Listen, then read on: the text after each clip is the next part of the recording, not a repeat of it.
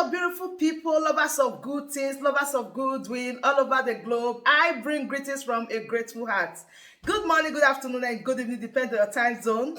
Thank you so dearly for always supporting this platform. I really do appreciate. In case you are hearing our voice for the first time, or you are coming across us for the first time, we still remain your one and only Progress News, giving it to you back to back. Remember, in this platform, we react to all videos, and your opinion is highly needed. So sit back, watch this video, and a month or 2 months ago, I made a video when I saw those men, being pinned down, and then their head pinned down and their hands tied at the back, and they were flogging them. And then I saw a heap. I saw a heap of something. I never knew it was human beings, and I saw them. They were all killed. So I came on the air. I didn't even know it was blank. And I asked me why he's killing his people. And I was really disturbed because I started watching watching all this social media. And as I was watching, I saw Eastern Security Network. I was so happy. I was so elated because I thought, oh my God, so my people will be saved. No more killings and all that.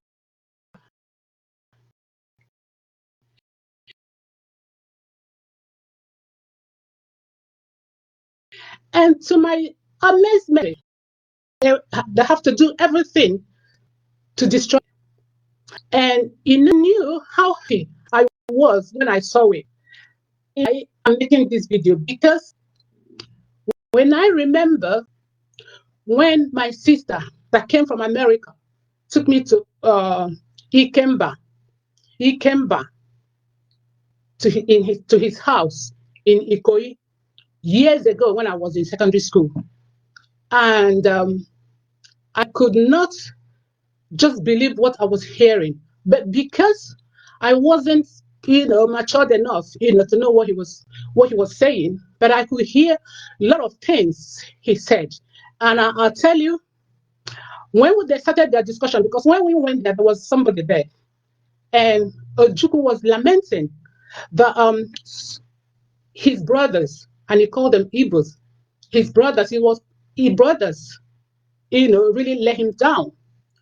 And when he was saying, he was calling names, which I didn't remember, but I just remembered one name, because I think I still know the person.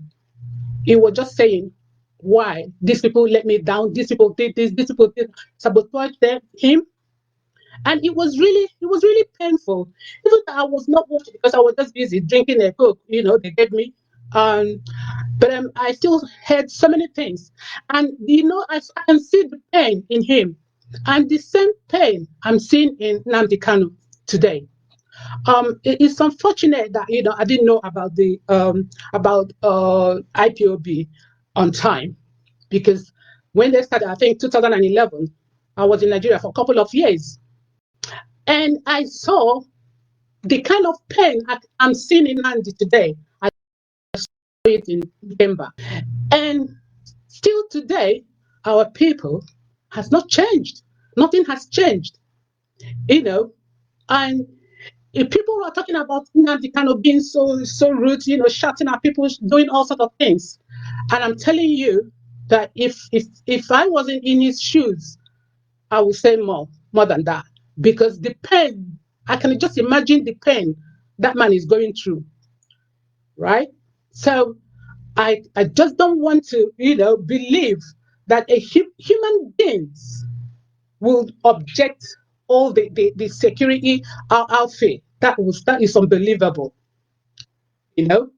And I have lived in Nigeria from 2011, and I cannot tell you, what my experiences, and I saw that what Nnamdi Kanu is saying is just exactly a couple of reasons. Listen, let me tell you something. I'm an Igbo woman.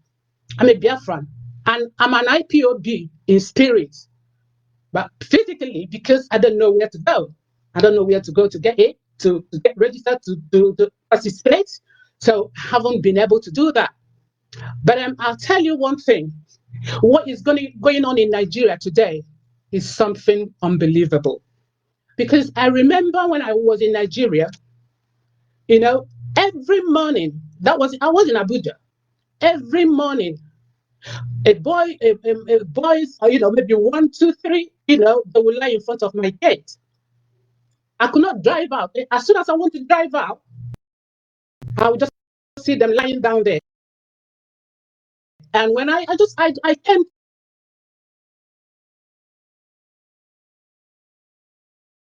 down and asked them what was the problem, you could see the very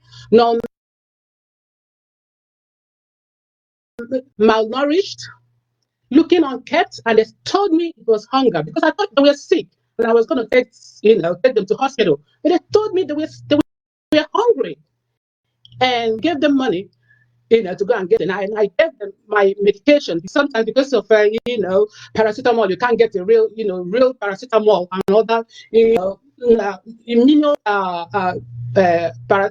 medications. So I decided to, whenever I'm coming to Nigeria, I get some of the medication, and I ended up giving it to people. But what I'm saying, I didn't see any Igbo man there out of all the people, because it looks like every day, every morning, they will come and lie down in front of my gate. And at a time, I just said to I can't be giving, because it was like a daily occurrence. But what I'm saying, there was no Igbo person there. I think I don't know which one is Fulani or whatever. They can speak English properly and they can hear Igbo.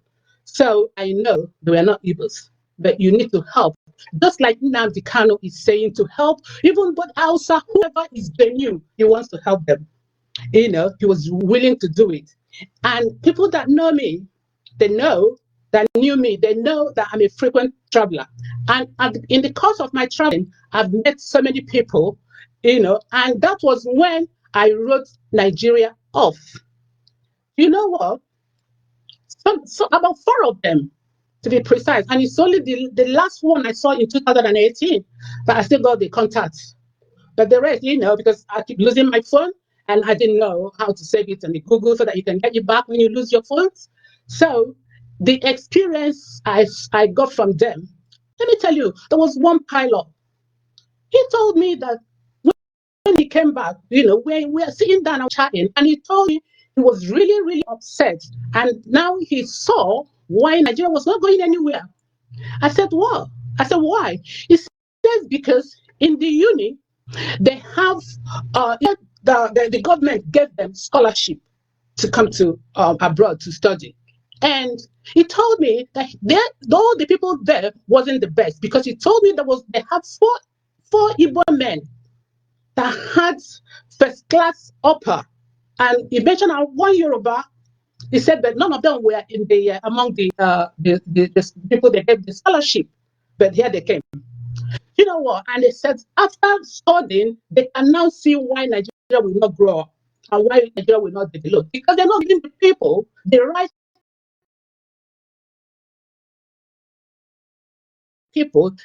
tools to Nigeria. Can somebody just wake up Nigeria? No, you have 4 men with first class upper. None of them were in the scholarship list. But here you go. Another told me 2 Igbos and 2 Yoruba men, that has very high score. But it says they were not among the people they gave scholarship. Now tell me, how can you say one Nigeria when they are not giving them, giving the people who merited it the chance to develop Nigeria? So it's not going to work anyway. So there's no point deceiving ourselves to say one Nigeria, because it's not going to work. And I'm telling you the gospel truth, it's not going to work. So whoever is saying that is deceiving themselves. And then I come to because I have listened to so many of them talking, and what they were saying was so painful for somebody to bear. Now, Governor, what is it called? Governor Makinde said the bandits are trooping to their place, and then we don't know where they're coming from. And now the Nnamdi Kanu had the courage, who had the heart of the heart full of milk, human hearts, and then establish this security. And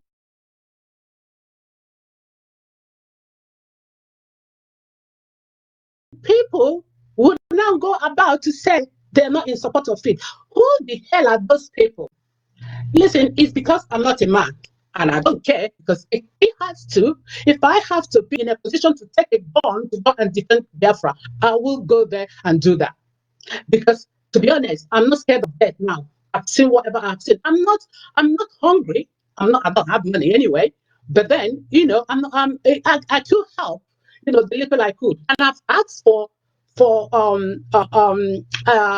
information about how to contribute, because I can't see how human being will leave these security people not to be, fed or properly looked after, because they said, a tree cannot make a forest. That even if it's £1 or whatever I contribute, with my heart, God will bless it, and I know that. So I'm just calling to David. Was it David Umania or whatever? I don't know what his name is.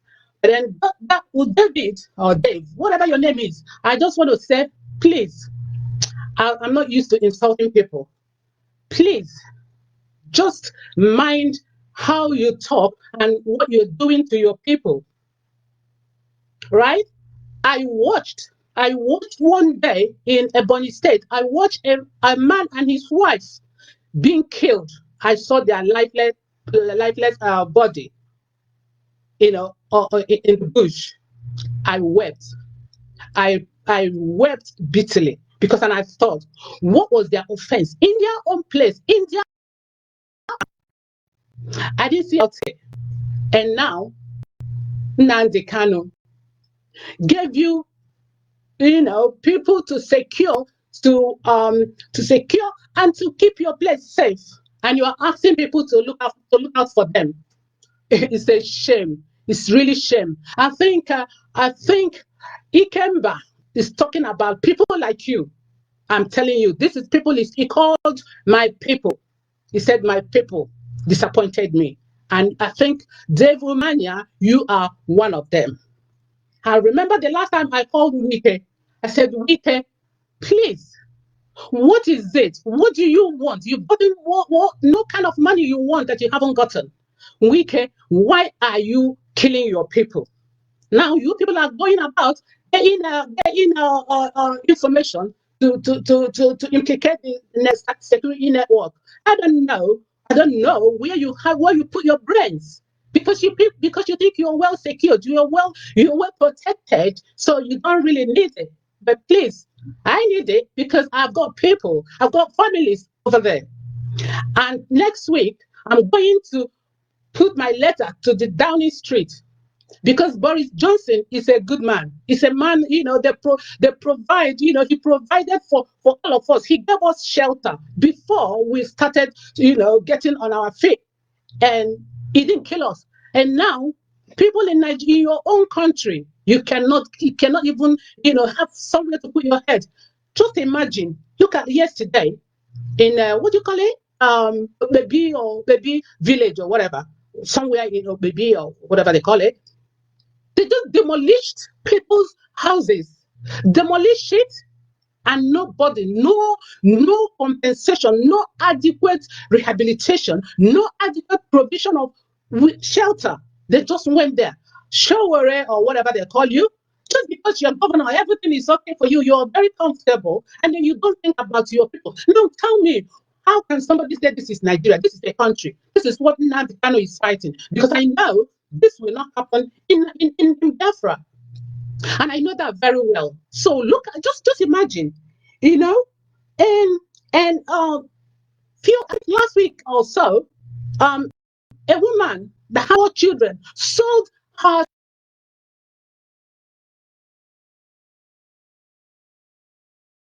child for 400,000 naira. Sold a child for 400,000 naira in this 21st century. God, how would you forgive those leaders?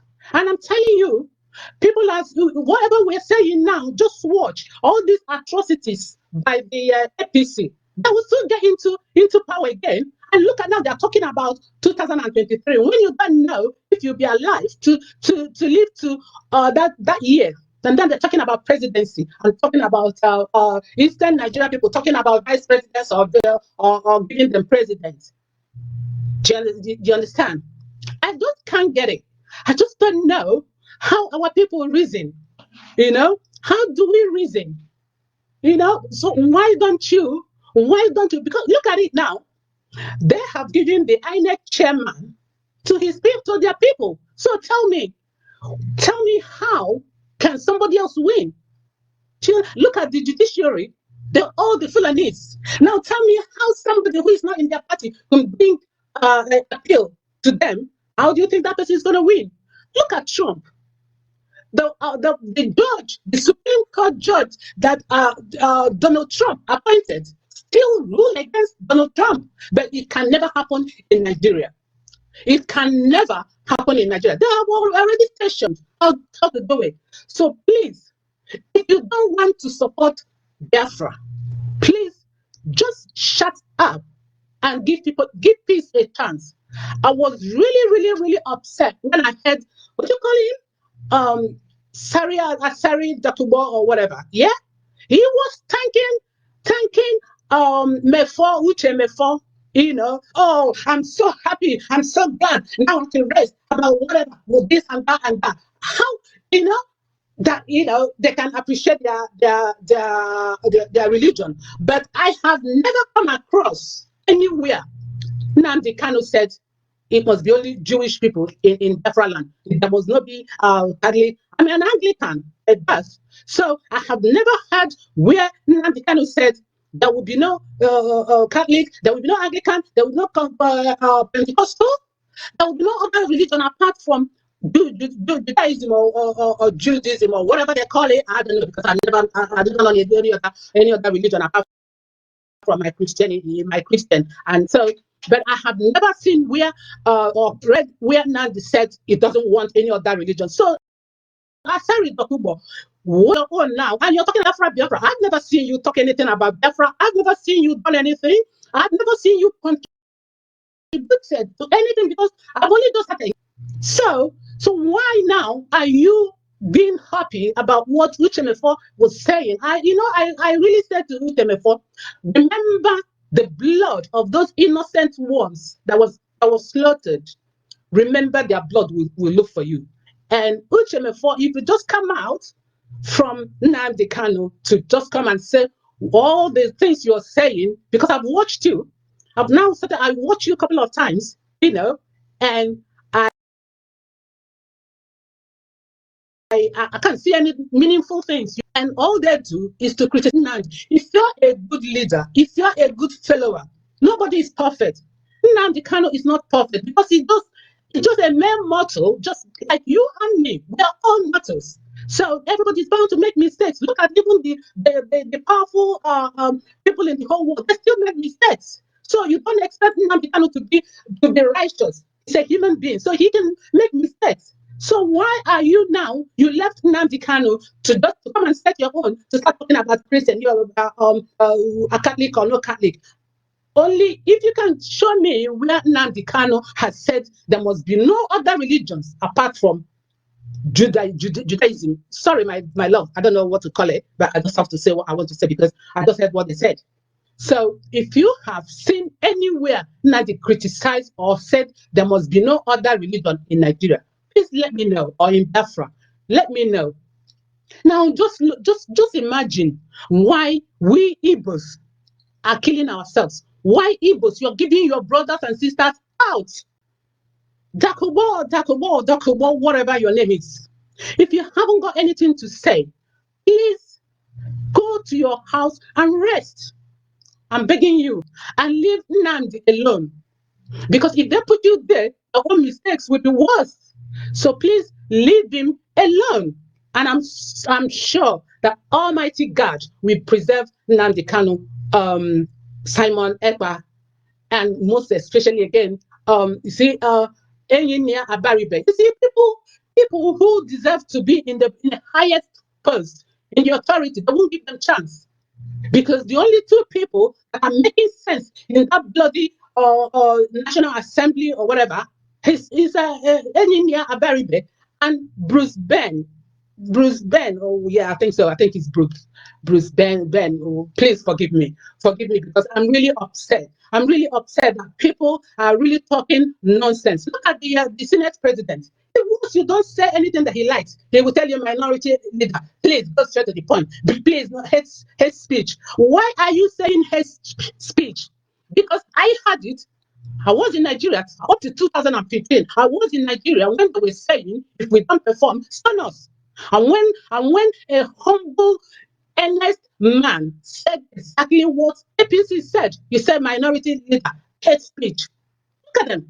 They're not there. They're not there to improve the quality of life of people. They're just there to get whatever they will get. Nigeria now, I'm telling you, instead of look at what look at now, Nigerians, they are servicing their war aircraft. They are servicing them. They're taking seven of them. They're taking some parts to China to repair. Who are you repairing it for?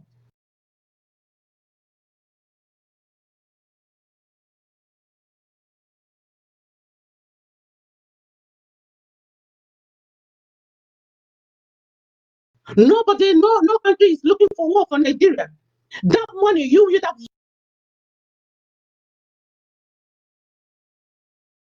used it to help people, to give people food, to give people shelter, and not to go and start using it to fight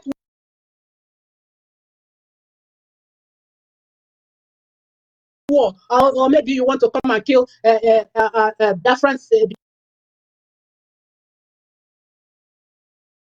Biafrans or security, the security outfit, Eastern security outfit.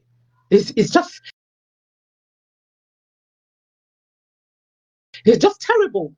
The things they do with the money. You just imagine stage kidnapping. Man, I thank God for social media because you think you are doing it just to Nigerians and you don't know that Nigerians are so wise. You just stage something, took 600 and something children, and then not in the car, whatever. 24 hours, you brought them back, and now the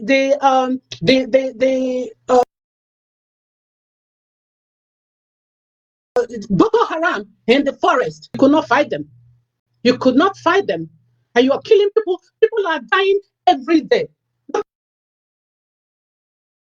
at the Western world. They preserve our lives. They give us all the amenities. And let me tell you one experience I had in Nigeria. While I was in Nigeria, I was having a very bad headache. I thought I had tumor. So I went to look at what they say. What do you call it? National Hospital Abuja, and to do MRI scan. And they told me it was 140,000 to do MRI scan. And I said, okay, I was willing to pay. But you know what? No single MRI scan in Nigeria, in Abuja. Not one, not even private. The private one they saw, they said there was no staff to do it. So if I wasn't able to come back, I would have died in Nigeria if it was tumor. But when I came back, it took only 3 weeks. I got the MRI scan done free. I never paid a dime. But look at it, your country. Anyway, God forbid, because anytime I'm going, I'm not going to Nigeria anytime soon. But anytime I'm going, I will take a visa. Because that place now really, really make me sick. It makes me sick. Because I don't see why a right-thinking person will be thinking of one Nigeria. Who is one Nigeria when you cannot send people, those students are qualified, to give them scholarship to go and develop, to go and get the knowledge and come back home and develop Nigeria? No, you don't give them chance. You give all the Fulani people. And you see now how soft they are, how kind they are. They still, was able to confess that they were not the best to get that scholarship. They were not the best. They said the best people were not given the opportunity. So tell me, how can it happen? How can you want Nigeria? People don't say that, say one Nigeria. And please, you need to listen to Simon Ekpa. I know, please leave my Nnamdi Kanu, because that man is going through a lot, and it's because God was with him, and God is still with him, and God will continue to be with him. That is why he's still alive, talking strong,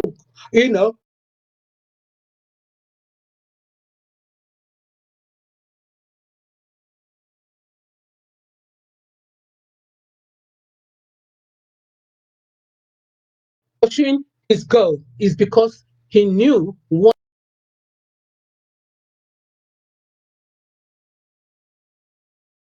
Igbos are suffering from. Look at this. There's nothing. Let Biafra come today. I'm going home. And I'm telling you, and I know I can contribute, my little quota, to to help. Please, I cannot rest. My heart is still disturbed.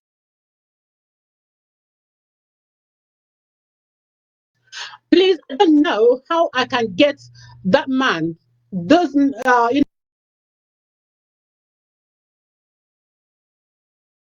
he was among the 22 people killed. When the IPOBs are doing their meetings, and he was the first man to be buried. Because he, even in death, he swore they should not take him to Nigeria or mortuary. And I tell you, he's my hero. He's my hero. And they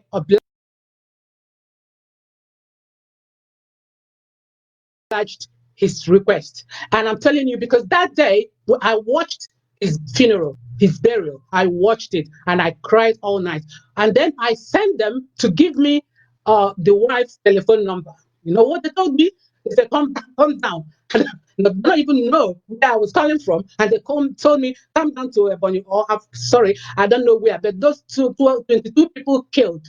And I saw it. I saw the corpses. So, and they told me to come down. Please, if anybody can get me that woman's telephone number, because my mind keeps saying, why don't you help? Help her the little you can.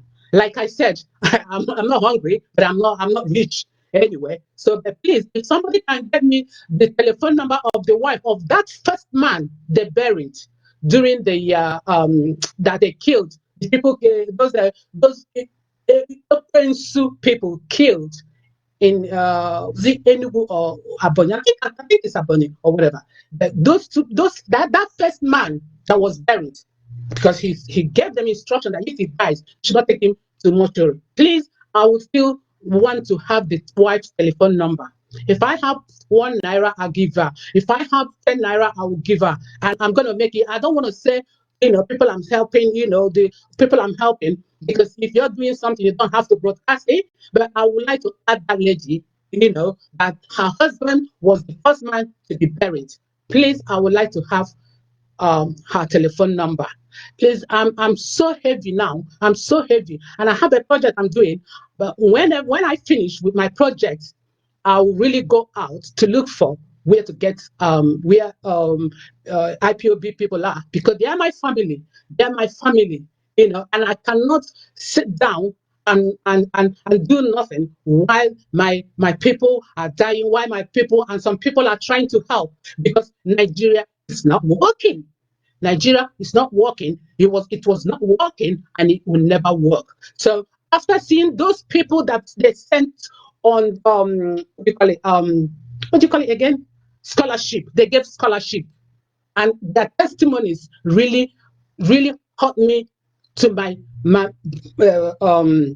what do you call it? What do you call it?